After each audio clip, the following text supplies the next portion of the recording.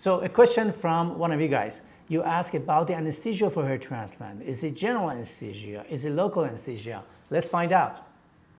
Hi, I'm Dr. Parsa Mohebi, Medical Director and founder of Parsa Mohebi Hair Restoration.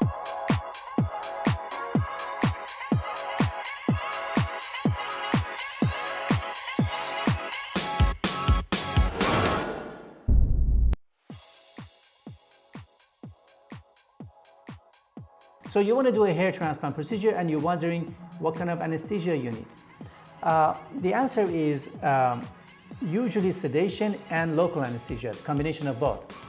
We usually don't do general anesthesia because hair transplant is a long process and we don't want to intubate patients, and we want to keep that tube on your vocal cord for like 8 hours, and it's not even worth it because general anesthesia has its own risk.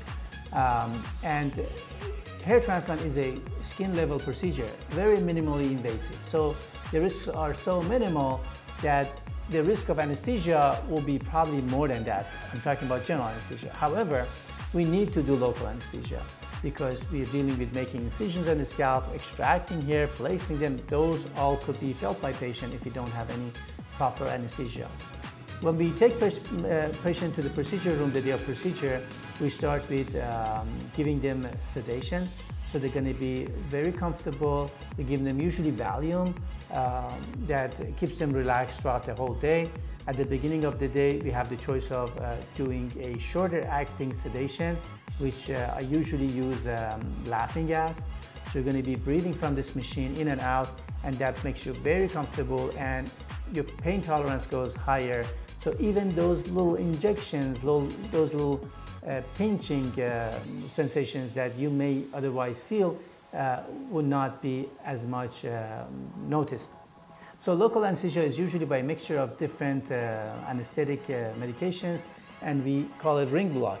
So we pretty much do anesthesia on the whole area around the scalp, and by the time that is done, patient is completely numb. So you don't feel anything throughout the whole process of procedure.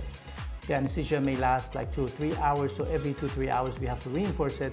But the good thing is when we reinforce the local anesthesia is the time that you're still numb from the first time, so you don't feel anything at all. If anything, if you remember anything from that portion of the procedure, it's going to be a little bit of a pinching in front and a little bit of a pinching on the back of your scalp.